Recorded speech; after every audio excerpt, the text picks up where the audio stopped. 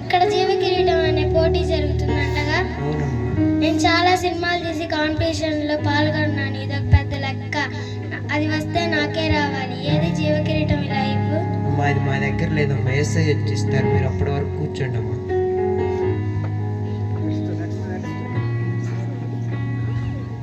ఎవరయ్యా మీరు? కోట్లాస్తికి వారసుని. అయితే అయ్యా ఇక్కడ జీవ కిరీటం జరుగుతుంది. కోటి ఇస్తా జీవ కిరీటం.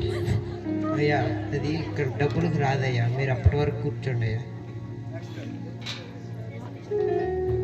ఎవరయ్యా మీరు? నేను ఇక్కడ పెద్ద బిజినెస్ మ్యాన్ ని. అయితే అయ్యా ఇక్కడ ఏందో జీవ కిరీటాల పోటీ జరుగుతుందంటగా. అవునయ్యా. ఇక్కడ ఈ దేశంలో సగం బిజినెస్ నాది. నా బిజినెస్ లో నేను పెట్టుకుంటా జీవ కిరీటం. ఇటువు అయ్యా దానికి ఒక ఆయన వస్తారయ్యా, అప్పటి వరకు మీరు కూర్చోండి అయ్యా. ఏడు సాంబడు, అరే సాంబడు, ఏడు రే సాంబడు, రే సాంబడు, ఏడరా నీవు ఆడ పడితే ఆడ ఉంటున్నాయిరా. పోయి మనిషిని వేసుకున్నప్పుడు దప్పికైతుంది.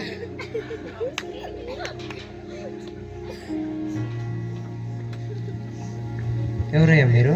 నేను ఈ సంఘ పెద్దాన్ని. అయితే ఇక్కడ ఏదో జీవ కిరీటాల పోటీ జరుగుతుందంటగా. అవునయ్యా. మా సంఘంలో పండుగలు, పప్పాలు, ఈస్టర్, కిస్మిస్, దాంట్లో సగం డబ్బు మందే. అయితే ఏదా జీవ కిరీటం ఇటీండి. అయ్యా జీవ కిరీటం అట్లా రాదయ్యా. ఏసై వచ్చి ఎవరో రూపులో ఇస్తారయ్యా.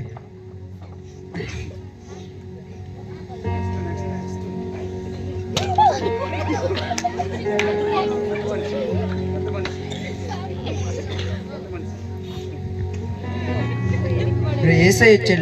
లేకుండా ఏసై వచ్చాడు. అయ్యా లేకుండా ఈయనేనయ్యా మీకు ఇచ్చేది జీవ కిరీటం. ఎవరమ్మా మీరు? నేను పెద్ద హీరోయిన్ని. నేను చాలా సినిమాలు తీస్తాను. మీరు నాకు జీవ కిరీటం ఇస్తే మిమ్మల్ని సినిమాలో ఉంచుకుంటాను. నేను అన్నమ్మని లక్ష్య పెట్టాను. మీరు ఇది కరుణాలు కాదు, మీరు పమ్ము.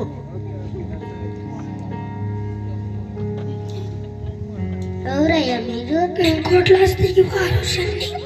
అయితే జీవ కిరీటం పోటీ జరుగుతుంది. కోటి ఇస్తా జీవ కిరీటం ఇవ్వు. నేను ధనమును లక్ష్య పెట్టాను. మీరు ఈడ కర్రాలు కాదు, మీరు పొమ్ము. ఏంది నీ కళ్ళ ముందు ఎంత పెద్ద బిజినెస్ మ్యాన్ నుంచి ఉంటే కూర్చుంటావా? ఆయననయ్యా నీకు జీవ కిరీటం ఇచ్చేది. అట్లా అంటయ్యా. ఎవరయ్యా మీరు? నేను ఇక్కడ పెద్ద బిజినెస్ మ్యాన్ ని. ఈ దేశంలో సగం బిజినెస్ నాది. నా బిజినెస్ లో నేను పెట్టుకుంటా జీవ కిరీటం. మీ టుమ్ము. నేను పెద్దను లక్ష్య పెట్టను. మీరు కన్నాలు కాదు, మీరు పొమ్ము.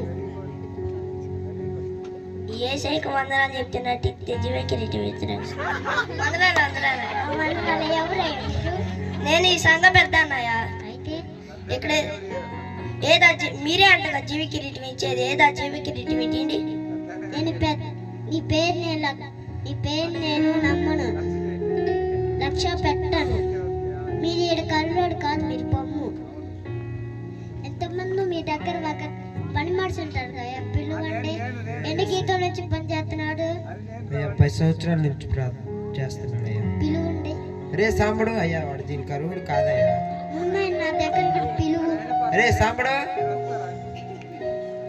అయ్యా వాడు దీని కరువుడు కాదయ్యా. నా దగ్గర పిలువు.